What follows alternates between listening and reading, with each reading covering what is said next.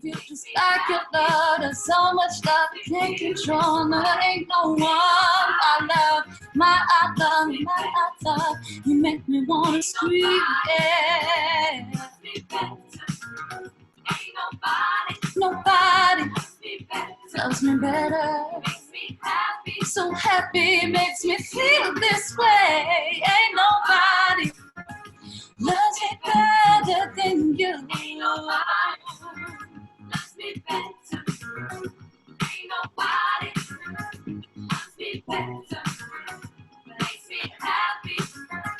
Makes me feel this way. Nobody. Hi, everyone. Nobody, yeah. Nobody loves me better. Makes me happy, makes me feel this way. Well, welcome everyone. So a minute ago we had well over 100 people in the room. So thanks for everyone for turning up to today's meeting, which is the book launch of The Space Between Black and White, written by my very own mother, Esuantsiwa Jane Goldsmith.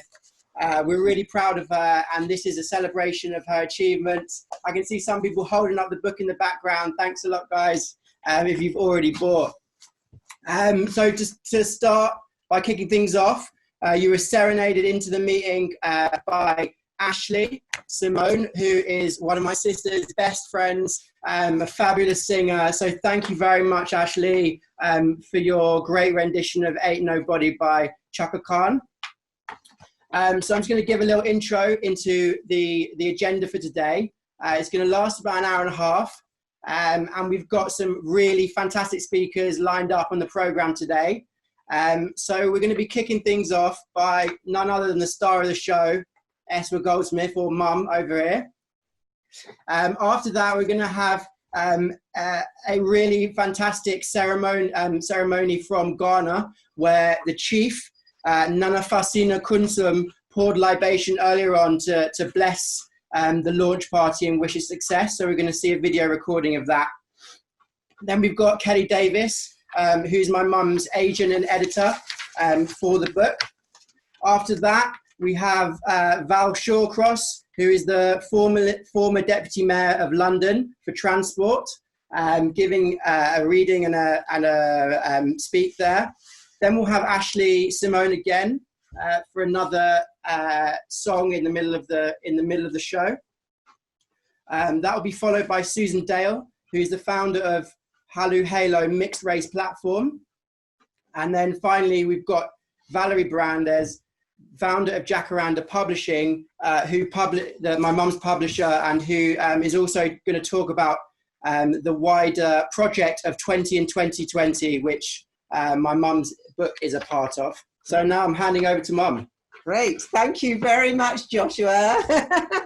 that was great. He's got a round of applause there. I think we've got over 100 people already in the room. Is that right, Chris? 113. We've got 113 already, and people are still arriving.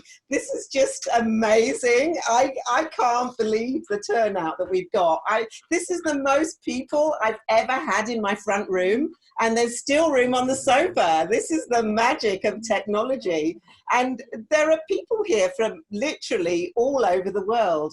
And that's one of the wonderful things about having a virtual launch. At first, obviously, I was upset having a book come out and not being able to go to all these gigs and hug people and, you know, miss everybody. I'm a big hugger. That's been a big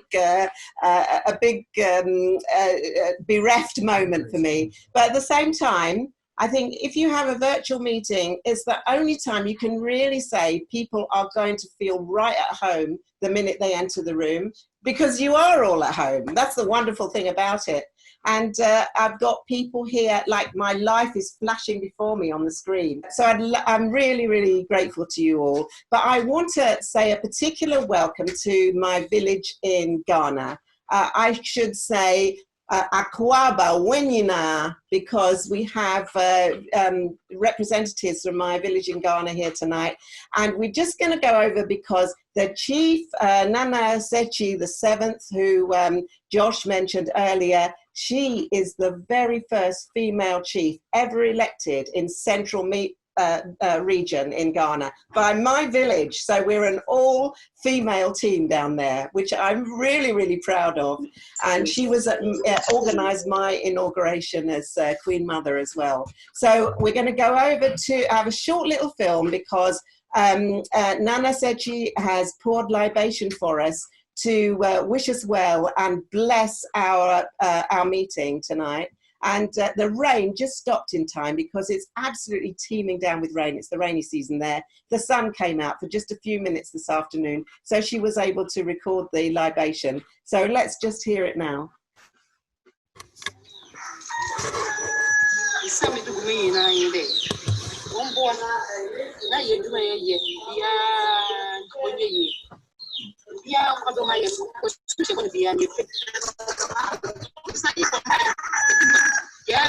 Esuantsiwa. Nana no one. Or lunch in the book in the lunch or lunch in only ye. One, then the baby and what the baby and you do. No one can know. Or you look on them back. Chris, Joyce, Abby, we are praying for, I'm praying for Esuantsiwa.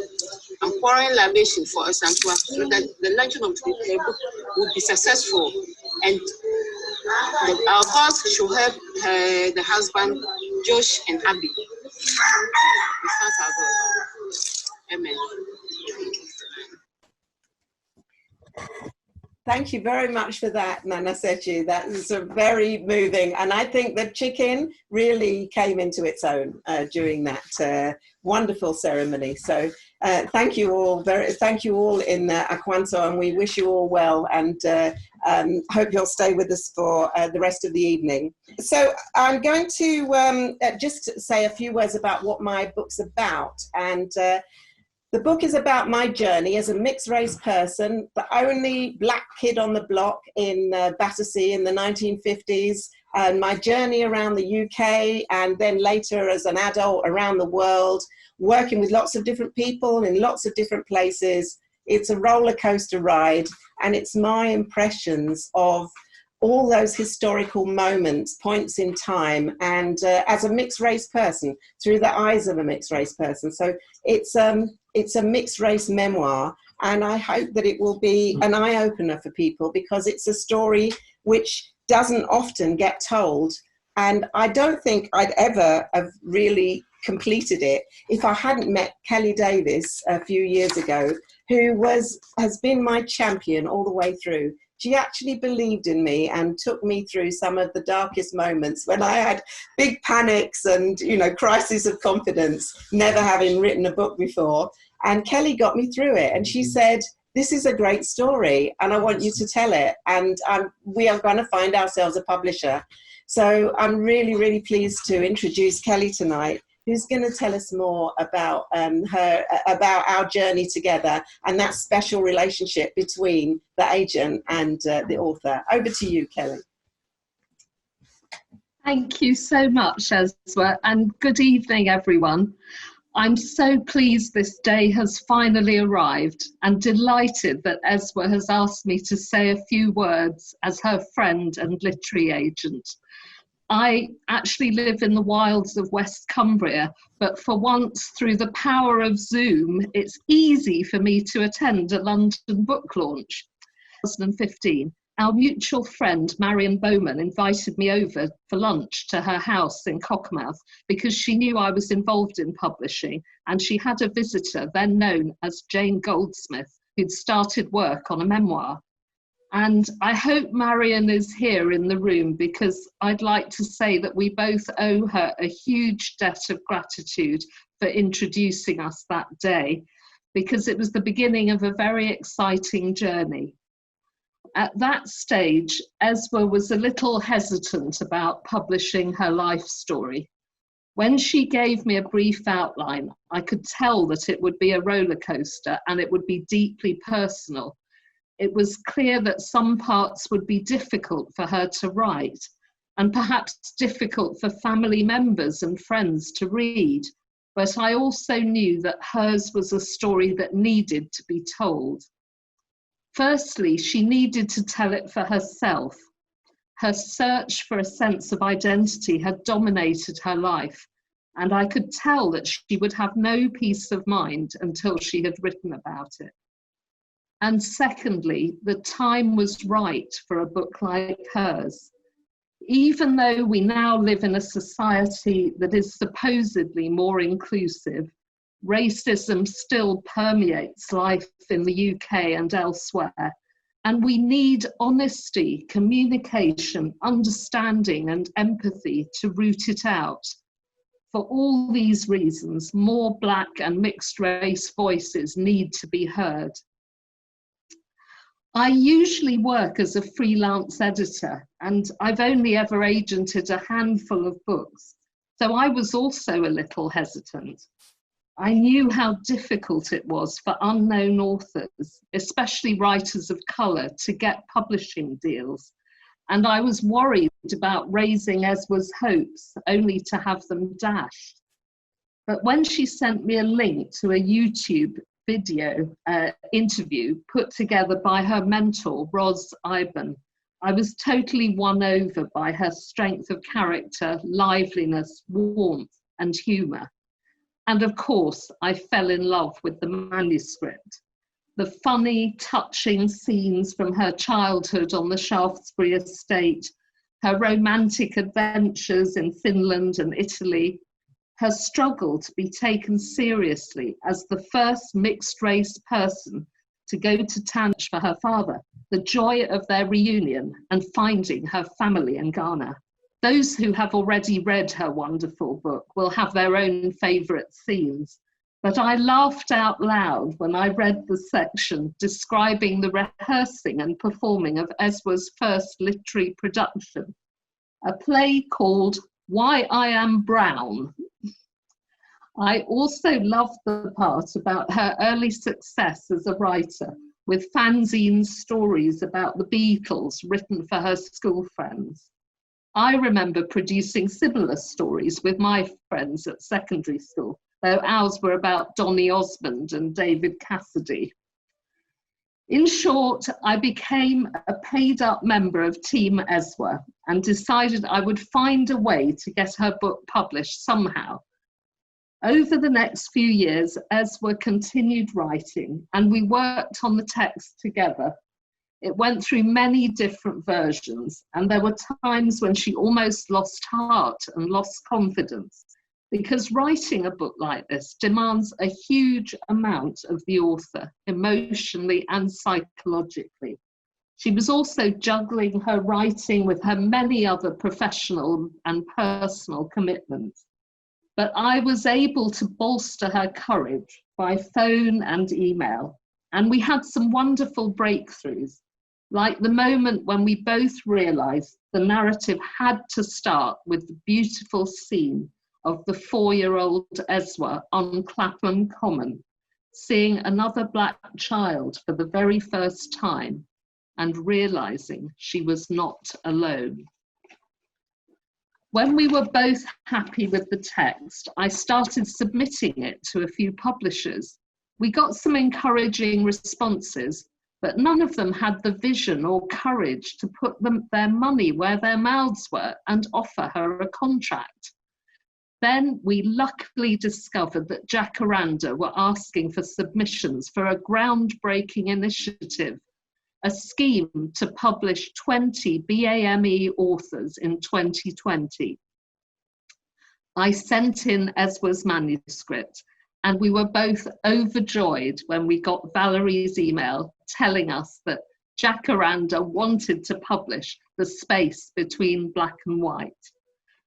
Esua did further work on the text with her in-house editor, Charisse Lopez-Baker, and the book was finally published on the 5th of March 2020. She was also invited by Audible to narrate her own memoir, which she has done brilliantly. But nothing is ever simple, especially not publishing a book in the middle of a global pandemic. Despite the inevitable cancellation of many previously arranged appearances at literary events, Esua has been characteristically dynamic and proactive, finding new ways to spread the word about her amazing book, including this virtual launch. Word of mouth promotion is vital, and the more Amazon reviews, the better. Many of us have contacts in the print and broadcast media, and we also need to tell them about the space between black and white so that it reaches all the potential readers out there, particularly the growing numbers of mixed race people struggling to find their own sense of identity and their own space in the world. This is a very special book. Now we all have to do whatever we can to help Esua reach the wider audience she so richly deserves. Thank you.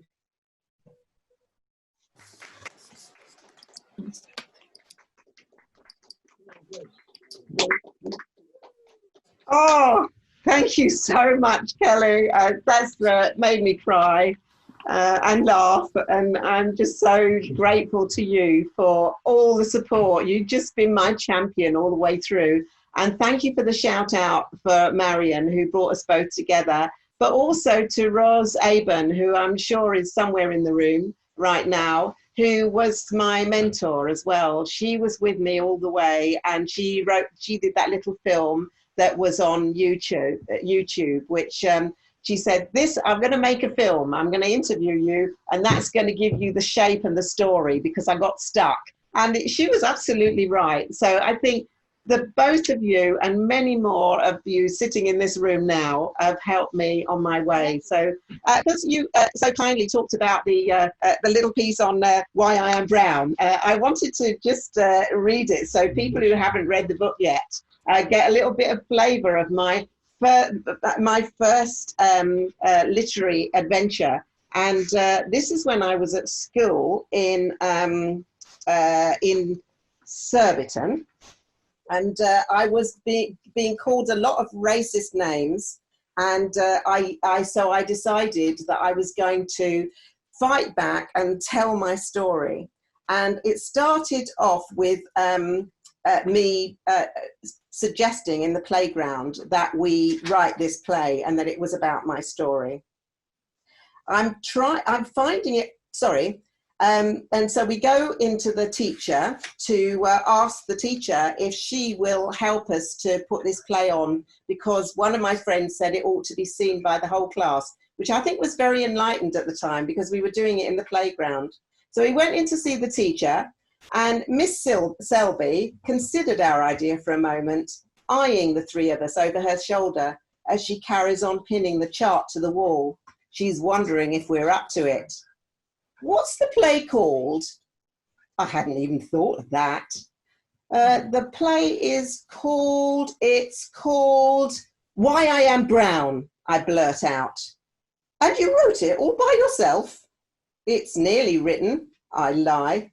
Only half of it is in my head, and not a word of it is written down. All right, she agrees.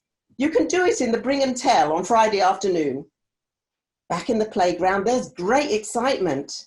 As the opening performance is only 2 days from now, rehearsals must begin right away before second sitting dinner. But your dad's a darkie, Gary points out. How am I going to make my face look black? Maybe Marmite, suggests Sandra helpfully, or soot. In the end, we opt in favour of black paint from the art class, far more realistic. The characters in the cast are enthusiastic, and they demand more lines, more action, more facts. I realise I have only the vaguest idea about my own story. I can't answer any of their questions, and I feel awkward asking Mum again, so I'll just have to make a lot of stuff up to fill in the gaps. Friday comes, and I'm sick with nerves. Supposing they all forget their names, their lines. Supposing the audience just laughs, or boos, or Stephen calls me even worse names afterwards, even though I let him play the dog. I feel browner than ever when I wanted people to forget about my colour. And getting me born is going to be tricky. Mum says babies have to come out head first, or they might die. It's a shame, Miss Selby said. No black paint. It will take ages to get off Gary's face and his mum will not be happy. So we have to imagine it. But she's found a cushion in the staff room for Elizabeth to stuff up her jumper to show she's got a baby inside. I wish I had a stand-up speaking part like the others. I don't appear at all in the first bit because I haven't been born yet. And then I have to spend the next few scenes sitting on Elizabeth's lap making small baby noises. In the end, I'm the most important person in this whole thing and hardly anyone talks to me and I don't even say anything. But by now it's Friday afternoon and the play is actually going quite well. Time is going by so fast. We are on to the final scene, waving my dad off to Africa on a boat made of rows of chairs in front of the blackboard. Goodbye, brown baby, Gary calls to me grandly with a wave of his hand. I will come back soon and fetch you because I am an African king and that makes you a princess. The audience claps a bit longer than they usually do. I think my classmates are beginning to see me in a different way. By Monday, even some of the other teachers have heard about the play. Mr. Mason, the headmaster, stops me in the corridor to say, "Well done, Jane." I still get called names, but not quite so much. The play was an unexpected success. Stephen Chandler even asked me if my dad was a real African king. And I said, yeah, I think so. It's just amazing how much of that story turned out to be true, even though I made it all up. But anyway, I'm spoiling the plot, so now read on. And I wanted to just pick up a couple of the themes, really, for me that have been with me all my life, which I think were already present in telling that story. At the age of 8, I realized that you have to call out injustice, and that if people won't listen to you, if you experience racism, you have to counter it, even at that age. And I also realized the power of telling your story. I only had half my story, but I still wanted to tell it, and my life was a quest from that time. So I think telling your story is important, and campaigning is important, and calling out injustice is important.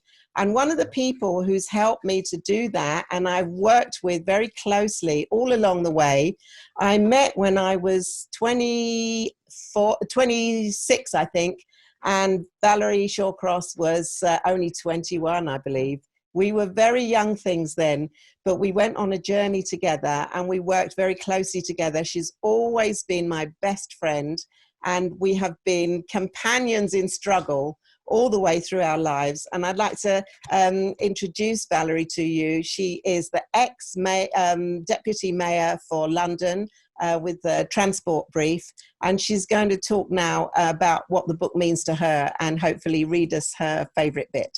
Over to you, Valerie.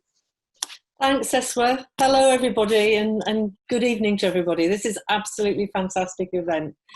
Esua and I have actually enjoyed being friends for about 40 years now, and I've been aware and sometimes involved in, as she says, her joys and struggles in life, in both a private and a professional life.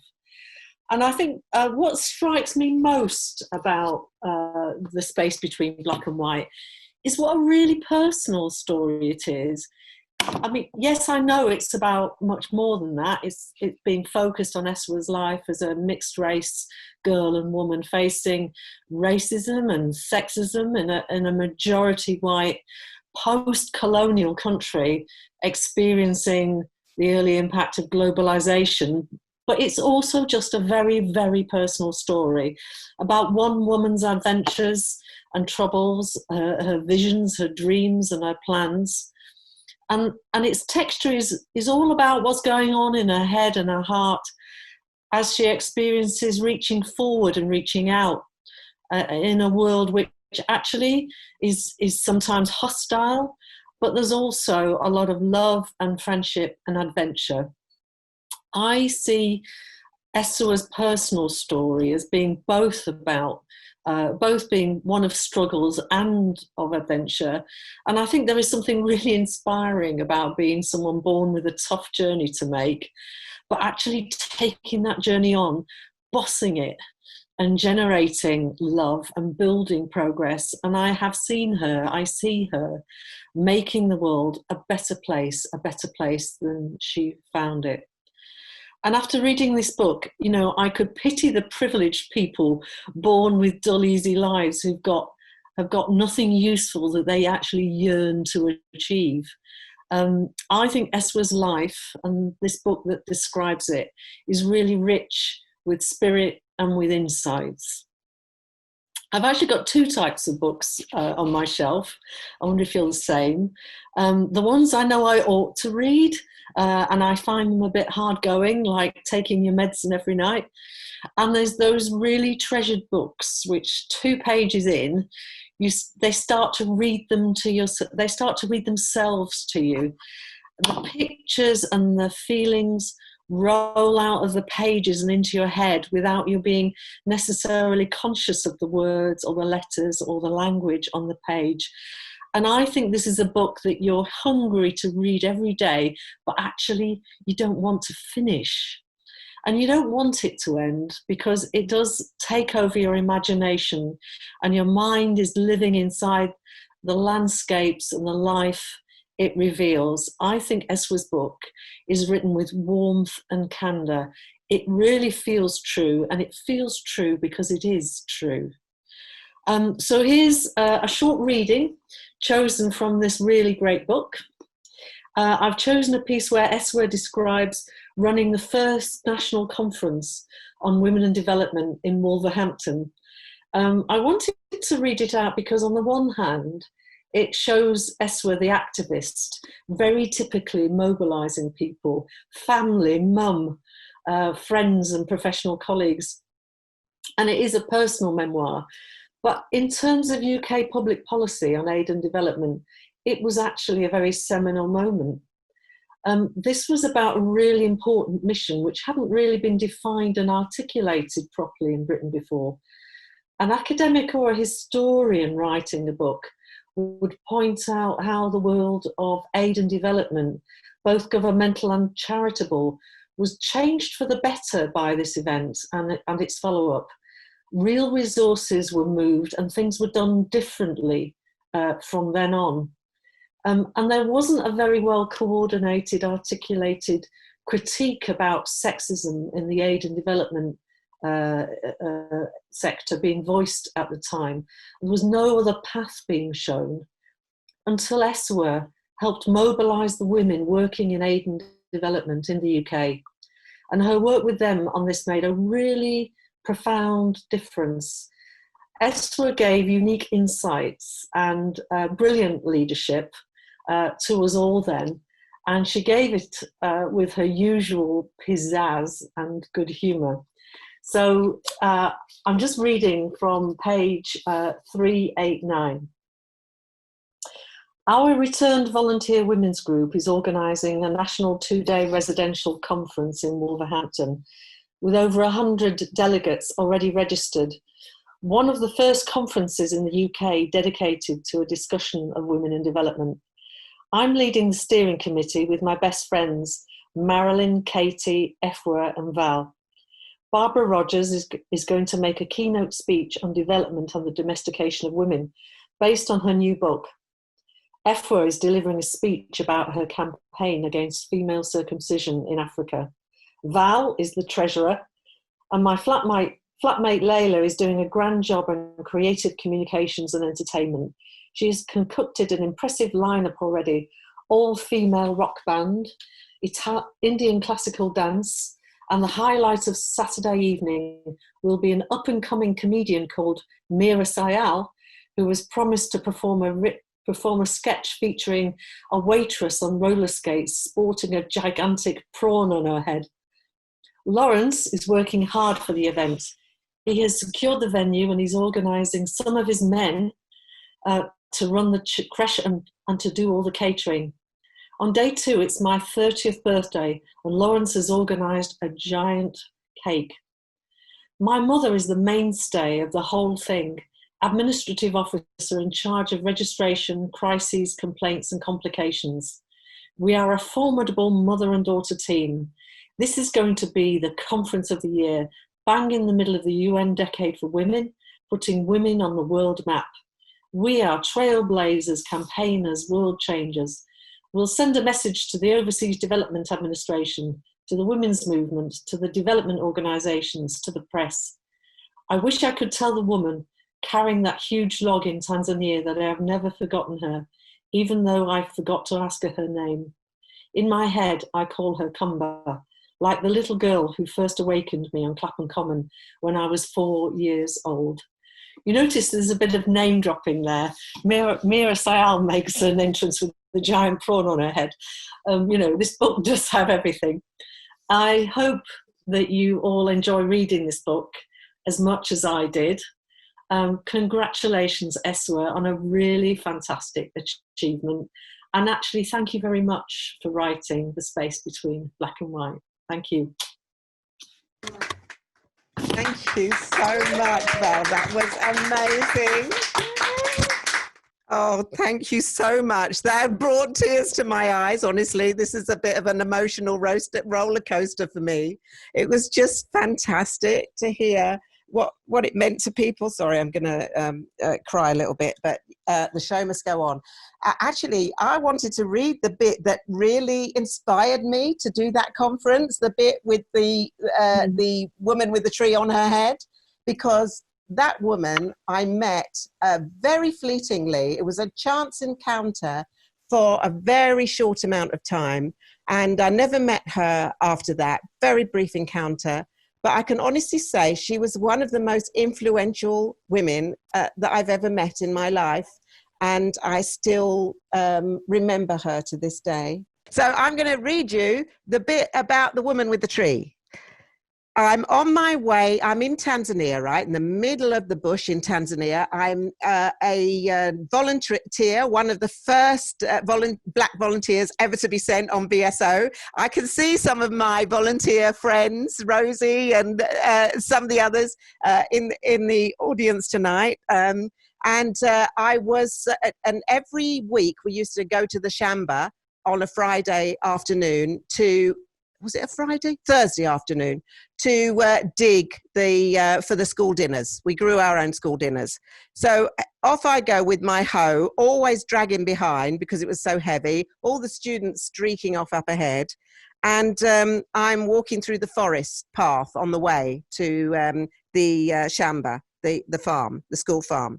So in a clearing, I notice a woman struggling with a huge log she has just felled with her axe. Her tiny baby is bundled up in a wrapper on her back, securely tied with a knot at the front. 2 big bags of brushwood lie on the ground at her feet. I call out a greeting and ask her if she needs help. She nods. Ndio, asante, mama. Yes, thank you. The two of us grapple with this giant log, struggling to hoist it onto her head. It must be nearly 10 inches in diameter and as tall as me. She has a length of cloth twisted into a circle around her head to prevent the load from slipping.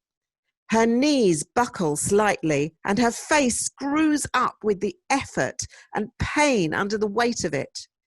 She steadies herself, then sets off down the path at a trot, tree on her head, baby on her back, 2 bags of brushwood in either hand, the muscles of her calves straining as her tiny frame almost disappears under her impossible load. A Tanzanian man calls out, "Jambo, mama," pleasantly in greeting as he cycles past her. I sit on a tree stump, head in my hands, not quite believing what I have just seen. One of my students, Juma, always late, comes up to console me. Pole sana, very sorry, mwalimu. Are you tired? Yes, I am tired. Tired of seeing injustice and inequality and unfairness, sheer grinding poverty, women treated like pack horses and second-class citizens, and being powerless to change it, and even finding myself unwittingly aiding and abetting her by trying to help. Nobody talks about this here or at home. It's just seen as women's unpaid role, fetching the firewood and having all the babies. It's not even counted as work. Women are strong, they say. They're used to it. They are, but these women are lifting the kind of loads no human being or even animal smaller than an elephant should be required to lift, putting such a strain on their spines, on their limbs, on the skull, and so recently after having given birth. When I get home, I'm going to get an international campaign going about this. We have to do something. It's a scandal. As she disappears along the path, I realize I've forgotten to ask her name. Thank you.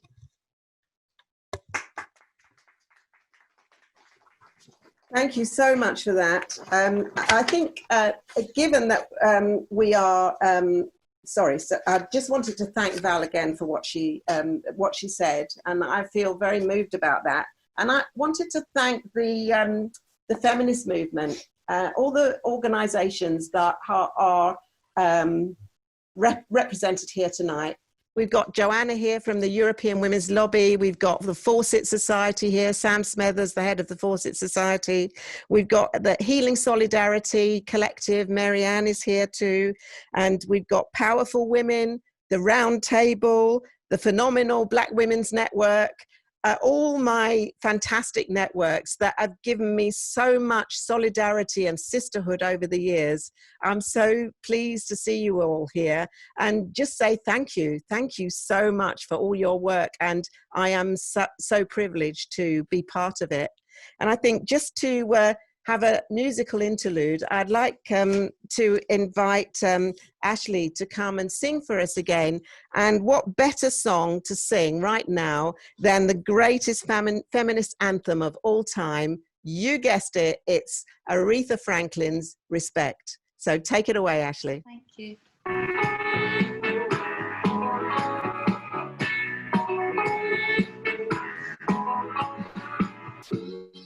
What you want, baby, I got it. What you need, you know I got it. All I'm asking is for a little respect, baby. When you get home, I ain't gonna do you wrong, 'cause I don't wanna. I ain't gonna do you wrong while you're gone. All I'm asking you to do for me is give it to me. Hey, when you get home, whoa, I'm about to give you all my money, and all I'm asking in return, honey, is you to give me my promise, baby, when you come home. When you come home. Yeah.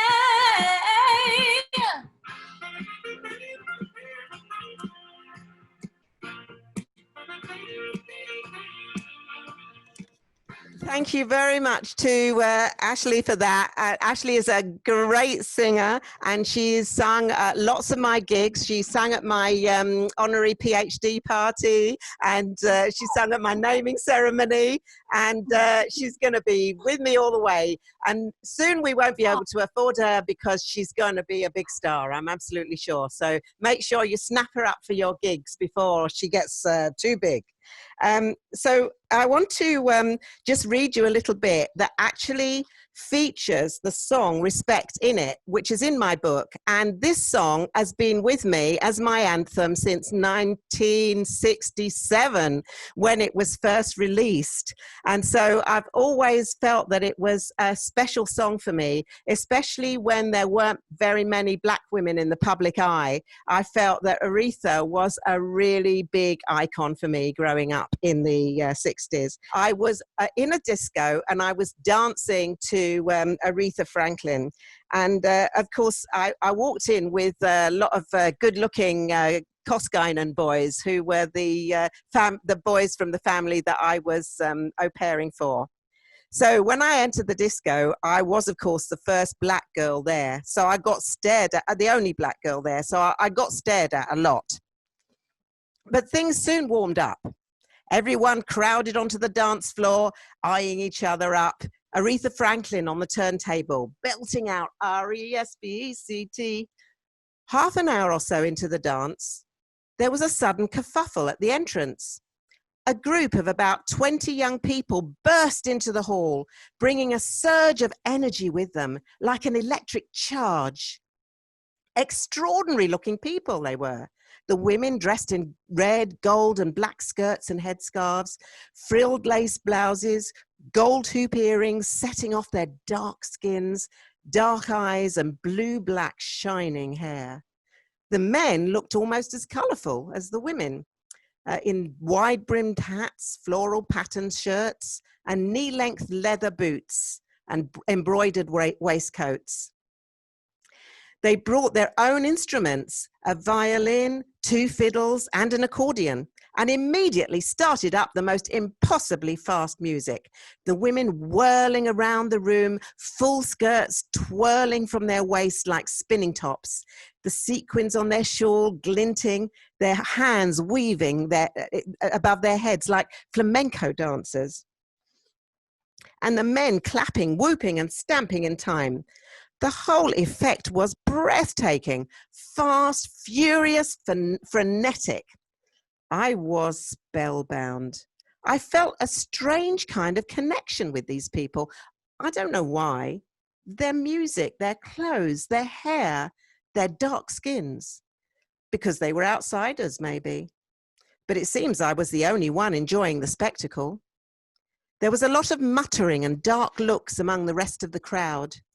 The only word I could make out was Mustalainen.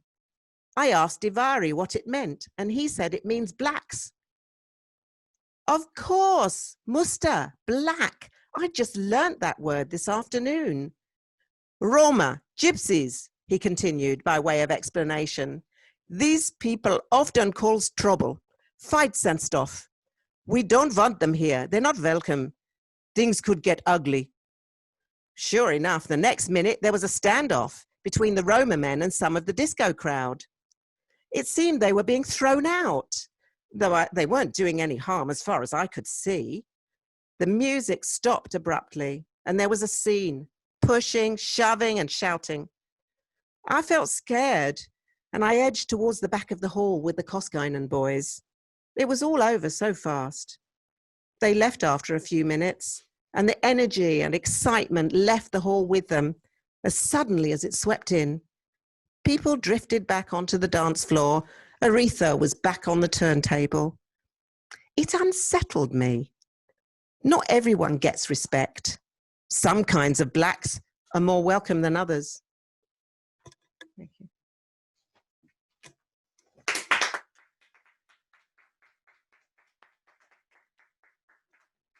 Thank you for that. There are moments in my life as a mixed race person where I was, confronted with the situation and I thought, is it just me or am I the only person who can actually see this? And I had nobody to talk to about it, nobody to share because people just didn't notice most of the time. So I felt I had what's recently been described as onlyness. And I think that fits it very well, this feeling that I'm going through life, seeing things, experiencing things that other people just aren't noticing. And so it was the most amazing experience for me to walk into a room full of mixed race person for the first time in my life, very recently, only a few years ago. And I tell you, it moved me so much, I cried. And we are so many groups of people now, mixed race people, who are getting together, telling our stories, sharing in a way we never did before. There's a new generation of people growing up with that mixed race experience. And I just walked into that room the first time with 40 odd mixed race people. And I thought, I've come home. It was amazing. And one of the people who I want to introduce you to now is Susan Dale, who is the founder of Hello Hello Mixed Race Platform. And Susan's skill as a facilitator and convener of mixed race people is amazing. And she's done more than many people have to give us a sense of shared identity and shared consciousness. So I'm enormously grateful and pleased to welcome Susan to talk to us tonight about what my book might mean for mixed race people. Susan, over to you. Thank you so much, Esua. I just want to say this is an absolutely incredible event that you've put together, a virtual coming together book event, which I've never heard of, never attended. But of course, Esua, you are a trailblazer. So this had to happen. I am so thrilled that Esua has written her story and this book. And when I received an advanced copy of it, I literally consumed it within 2 days. It's such an incredible story, real page turner. You know, moments you're crying, moments you're laughing. It's incredible. And obviously for me, what is so powerful and significant is the mixed race connection.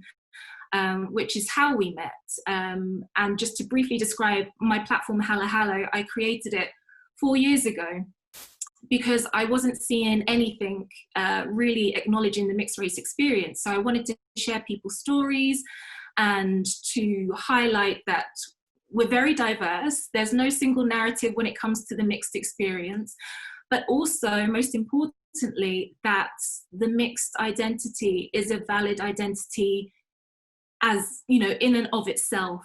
And so when I met Esua at one of the events I was running, I feel so fortunate to have connected. She's an absolutely awesome woman, has a joie de vivre that's very contagious and inspiring, and she's really been the heart of our little Hello Hello fam. And I just want to stress that it's so important to have people like Esua as part of our community, our mixed race community, who is that older generation sharing their experiences. Because when I put together these events, you have people who are in their late teens to their 70s. And for many of them, it's the first time they've been in a room with so many mixed race people, because we're so used to being the only one that stands out. And then to be able to connect and share our experiences is always very moving and very healing. And I know some people who are in their 70s have literally been sort of holding on to something. They've been suppressing a part of themselves, because I think mixed race people instinctively, it's not because we're ashamed, but it's just because we are so used to trying to make other people around us feel comfortable. And so to see people who in their 70s are finally able to be comfortable and really share their experiences without self-censoring is a real privilege. And I just know how significant and impactful Esua's book will be for the mixed race community. I'm also personally very, very moved to read her story, because there's so much that I can relate to as someone who's of a similar mix, whose mum is English, whose dad is Kenyan. I've also been the only mixed race person in my family growing up like Esua, and also in my 20s I travelled to Africa to do voluntary work to connect with my roots and try to fill in the blanks, so to speak. So Esua's story really resonates with me. But I have such deep admiration. Like reading the book, there were parts that I didn't really fully comprehend how much of an impact and work she has contributed in terms of the women's lib movement and the work she's done within international development. So that was really interesting and inspiring to read. But I just have to say, I have such deep admiration for Esua to have the will and the courage to write down her story and share it with the world, especially a story which I know many people are still reluctant to acknowledge. It can sometimes feel quite baffling as a mixed race person to be living in a time such as now, which is where we're at the height of identity politics and finding a big gaping void when it comes to discussions about mixed race identity. And what makes it even more baffling and frustrating is we see our image used and commodified by others to symbolize that this notion we're living in a post-racial world, or we have brands and adverts that are using mixed race people to appear woke. And so we may be visually more present in mainstream media, but our voices, our stories, our experiences are still rarely heard.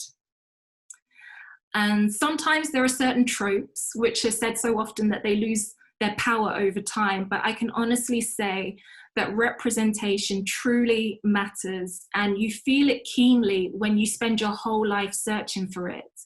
And you feel it keenly when you at last see yourself reflected back through the media. So I sometimes wonder what my own identity journey would have been like if I'd read Esua's story when I was a teenager, trying to make sense of everything. Reading words and experiences that I can recognize and finally articulate. And the sad thing is that not much has changed over the decades for mixed race folk. The story of a child of the 50s still resonates with a child of the 80s. But I'm so happy that more and more people are feeling empowered to share their story, whether it's via my platform with Hello Hello or like Esua publishing their memoirs. And it's quite fitting that the space between black and white is part of Jacaranda's 20 in 2020, because according to census predictions, 2020 is actually the year in which the mixed race population will be the largest ethnic minority group in the UK. So isn't it about time our stories were heard? That's what I say. So I have chosen to read an excerpt from Esua's book, which is near the end, and it encompasses quite neatly the experiences and the feelings that a mixed race person, no matter what their mix, where they were raised, their upbringing, this will be very familiar to them. But also it does end on a sort of hopeful note. So this part of Esua's story is around the time that Barack Obama was elected as president of the US, and she is attending a big speaking engagement. And also, I have to preface, there is mention of an Irish accent in this excerpt, but I will not attempt it because I have compassion for your ears. So here we go. Soon after Barack Obama's election as President of the United States in 2008, I felt elated and brave enough to talk about my mixed race experience for the first time in a public meeting. It was at a celebratory event in London called Can There Be a British Obama?, hosted by the Law Activists Association and sponsored by a big corporation in the Barbican. There was a sizable turnout, more than 200 people, and a panel of Black and Asian speakers.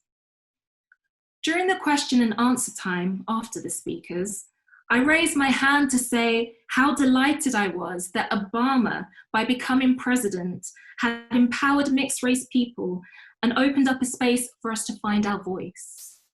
In the 1970s and 80s, the race dialogue was literally black and white. People wanted to know whose side you were on.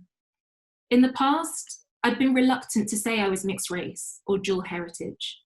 There was no room for nuance in the race discourse. I felt that part of me had been silenced, albeit for a just cause.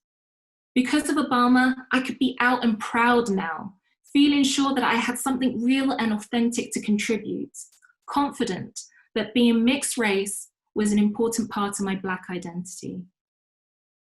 Caroline Reynolds, one of the speakers, remained unconvinced. She countered that mixed race could be a distraction. She pointed out that while Obama was running for office, they called him a Black man to undermine him. And when he won, they called him mixed race because white society could not bear to think that a black man had won the presidency. Mixed race people don't know how it feels to have really black skin, to be told how ugly and dark you are as a child, she said. Caroline is one of my heroines, one of the stars of the Black British movement. I feel her frustration. Colorism and shadism can divide us when we need solidarity between us. But perception of skin colour is relative. As a half-caste in the 1950s, I had a similar childhood experience of being thought ugly and dark in a white community. There was no one else around to compare me with. I was considered as black as they come. People tend to see difference rather than commonality. They see otherness. I am desperate for the space to talk about this, to talk about what it's like to be mixed race without seeming to betray the cause of anti-racism. Seb Williams, another of the speakers, whom I'd known for many years, came to my rescue from the platform. "We should listen to the sister here," he said, gesturing towards me. "She's got a point. We should respect the contribution of mixed race people. It's high time our dialogue was more inclusive." Sally, a tall white woman, one of the organisers of the meeting, could not understand my disappointment that the space for exploration of mixed race identity had been closed down. My intervention evidently caused tensions all around. Tensions? Well, you created them yourself just now, didn't you? She countered crossly on our way out of the meeting room. I didn't mean to. I'd gone and mixed it all up again for the black and white people when they wanted to celebrate. I'd let them all down. I felt guilty, stupid, ashamed, a traitor, stranded in the space between. This was personal as well as political. I had been an activist in this equality and diversity movement all my life. The only other mixed race person I'd come across who embraced his mixedness and had crossed the miles to find his father in Africa like me had now become president of the United States. If I couldn't find the space to talk about my mixedness now, then when? Where was the space for what I had experienced? To have a voice and know that it is valid, strong, collective, part of the movement for equality. What must that be like? At the reception, things started looking up. Seb confided that having been adopted by an all-white family, he found it very difficult to speak up about his mixed background in the Black movement here. A couple of white women from the audience joined us to say they were grateful for what I'd said. They both had mixed race children and found it hard to create a space for their kids to explore their dual identities and to hear from older role models about what the mixed race experience might mean for them. Another woman came and joined us, a woman around my age with my skin tone and an Irish accent. "Roseanne," she said, raising her glass, "agree with everything you said. Owning your own lexicon is power. You don't hear all these white people endlessly arguing about whether they should be called white or not. They don't need to. They're in charge. I'm like you. I was born in an unmarried mother's home in Dublin, brought up in the 50s in a children's home, absolutely isolated, no one around who was my colour, no sense of who I was. I went through the mill. Come and join our mixedness group. We are all people with mixed race heritage who aren't afraid to say so. Let's talk some more. I'm not alone. There are more of us." Thank you so much, Esua. Thank you. This is beautiful. Thank you. Thank you. Thank you so much for that, Susan. It was absolutely fantastic. That's a good book you're reading there. It had me in tears. Oh, God. Well, this is just really so moving. And I think, like you, well, we both share that thing of you know, people have said to me in the past, you know, you're such a positive person and you're so optimistic and you can't possibly have any problems. And if I talked about my mixed race experience, they said, oh, get over it. It doesn't mean anything to us, so it shouldn't mean anything to you. You haven't got a problem because we don't have a problem with it. And so it was that kind of juxtaposition. You know, either we got to be positive all the time, or else we got to, if we call out the fact that we have this experience, then we are considered to be moaning about something that doesn't really exist.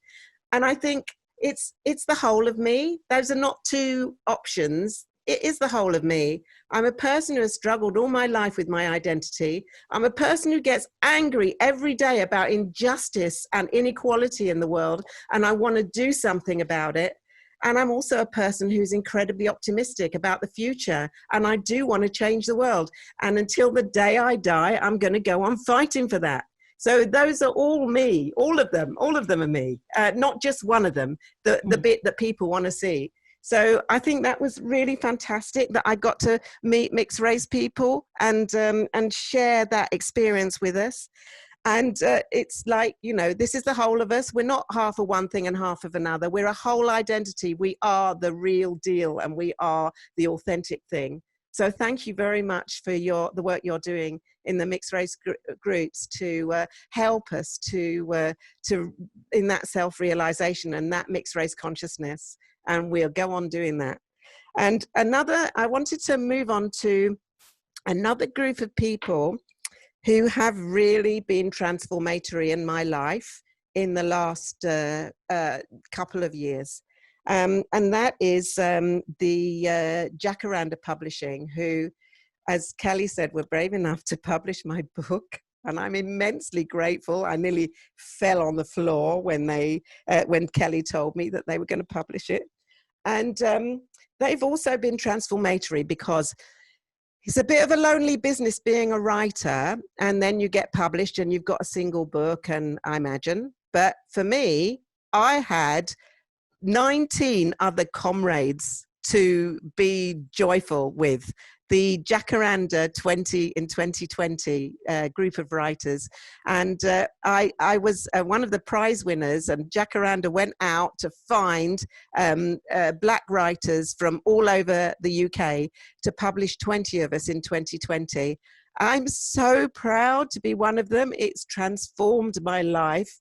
And I want to introduce Valerie Brandes, who is here with us tonight. She's the founder of Jacaranda. She has a team of all women of color on her as her publishing group, and it's just like a home from home for me. I tell you, my ship came in the day you said that you would be publishing my memoir. So over to you, Valerie, to tell us more about 20 and 2020. Hi everybody, good evening. Esua, I'm so emotional. This is just a beautiful, beautiful event. Thank you so much for including us in this. I mean, I guess I should give you a little bit of background as to how Jacaranda even came about, you know. So I am a girl from Hackney. I was born in Stoke Newington, grew up in Stoke Newington from a family of 11 kids. The idea that I would ever have a publishing company it makes no sense if you really think about it. But the one thing that we do all have in common as Black people, mixed race people, people of color, is this understanding in this culture specifically of, as you were saying, I believe Susan and Esua, our oneness. Very many situations where we enter and we find that we're the only ones there. And the love of our culture and the love of where we come from dictates how we respond to that as we go through life.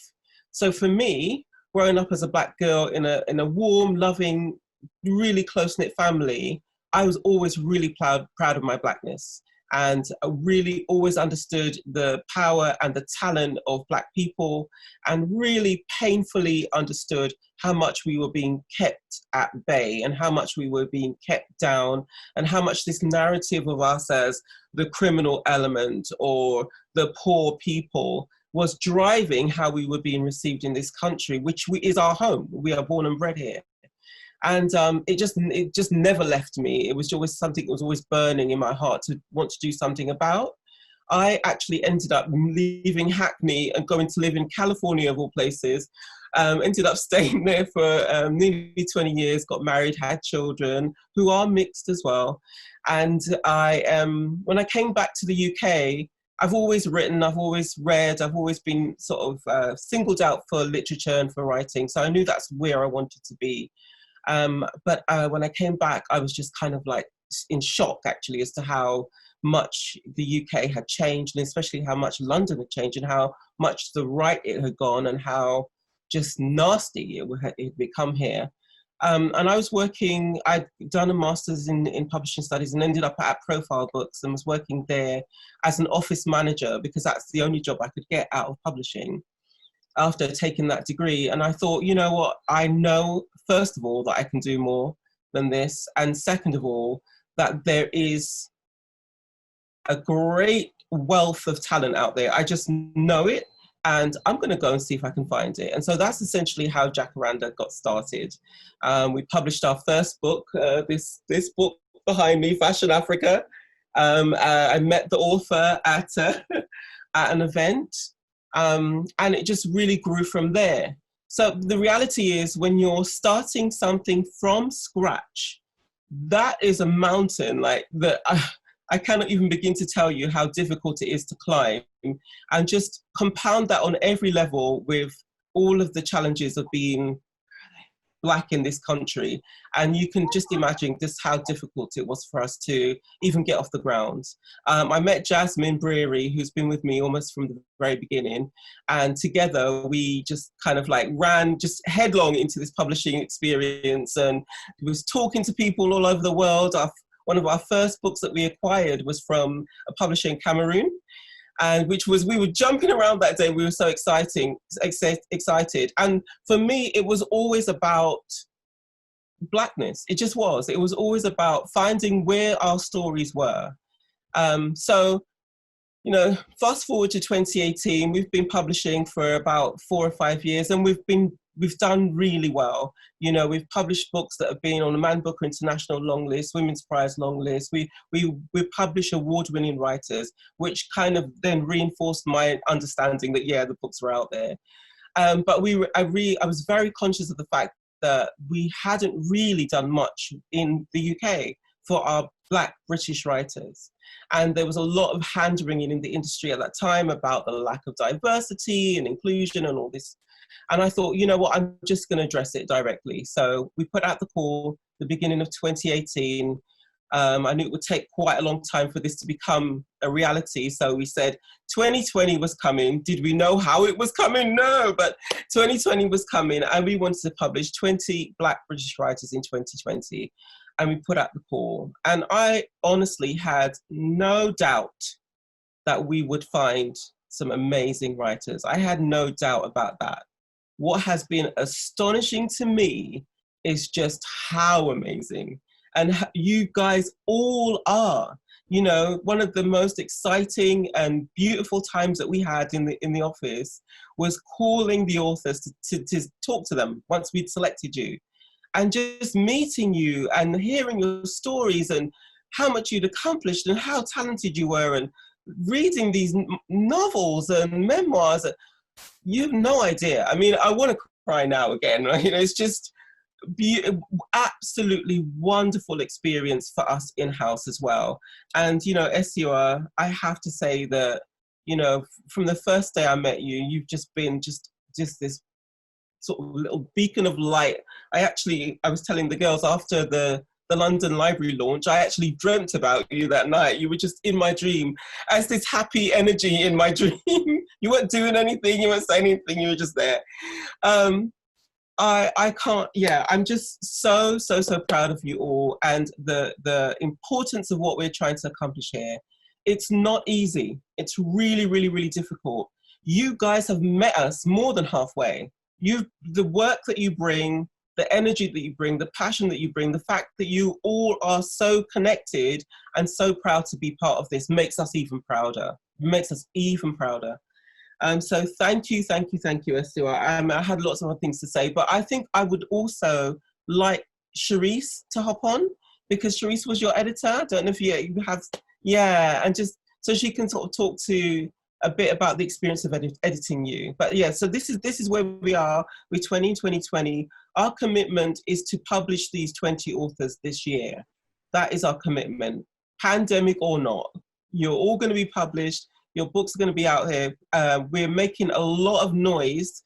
I'll talk about it a little bit later, but the campaign that we've just started, the Inclusive Indies campaign, is part of our desire to make sure that we're able to come through for you. And that's why we're reaching out to ask people to support us through this time. And part of that is by the end of this year, all of your books will be out and available. But Esua, thank you. Sharice, if you're available, you can jump on. Yeah, hi everyone. I'm Sharice. I am the fiction editor at Jacaranda. And I mean, even in the title, I'm usually the fiction editor, but when we got Esua's book, I thought, no, I really have to edit this one. Being mixed race myself, you know, and Esua and I talking about her book, it just was an immediate connection, and we were both ridiculously excited to be working on something that addressed something that was so important to both of us. And it was just a joy. I mean, I think I knew from the minute that I met Esua that I couldn't begin to imagine the things that she had done with her life. But I relearned that as I edited her book. I was constantly surprised by what was going to come next. And it was just amazing. It was such an honor to work with her and to learn from her. And despite the accent, I'm also mixed British. So I really, really was divorced from that generation and that experience. And I just feel like I learned so much from Esua. And it's really important that each generation learns from the last, and that each community learns from each other. So I found it just an incredible experience, and I'm really thankful. Thank you, Esua. Thank you so much, Cerise, for being my editor. It was an absolute joy. And the fact is, I thought you were going to ask me to cut loads out of it because it was too long, and rearrange all the words. And you said, this is great, you know, and gave me so much encouragement. So it was just a joy to work with you. Thank you for all your encouragement. I want to thank Jacaranda again for all your support, and all of my fellow authors out there who have come to this event today. And I just love working with you. I feel part of a big writers team of incredibly talented people, and we are all so supportive to each other, and we need to support each other at the moment because we're going through such tough times. And maybe this is a moment, you know, while we're saying that Jacaranda is come through even at this time of COVID. And a lot of people this year have had their dreams put on hold. They're facing tough times in terms of employment and their own health and safety. And we want to remember the BAME community, which is particularly hard hit and affected by the virus. And also people who are literally going through hell at the moment, women who are suffering more violence against women, people who are suffering in poverty and can't afford not to use public transport. So I think it's a really difficult time, and we have to remember them tonight in this moment of celebration. But also what really keeps me going and has inspired me through it all is this upsurge of support and help and encouragement and collective spirit that we've had through it all. And the community around here in Tooting and across the world, people are actually doing things for each other, caring for each other, putting their lives on the line for each other, coming out and supporting people who are vulnerable. And I think that's the spirit, that is the kind of world I want to live in. And I hope that we take that spirit into the world beyond COVID.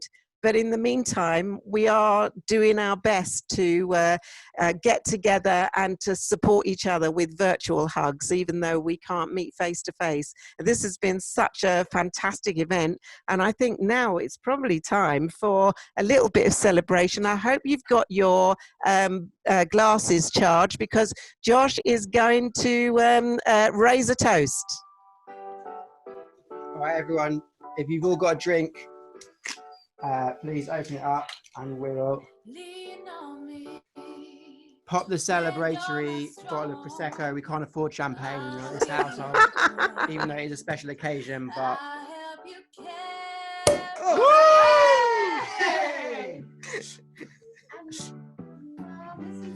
Shona and I have made you. Oh my gosh, can you see it? It's a cake. The girls have made me a lovely cake. It's fantastic. Don't drop the cake. Don't drop the cake. Thank you so much. We're all gonna cheers. Here's to us, here's to the world and its survival and thriving beyond this difficult time. And here's to great books by people of colour coming out and delighting the world with our stories. Thank you so much for being here. Yay!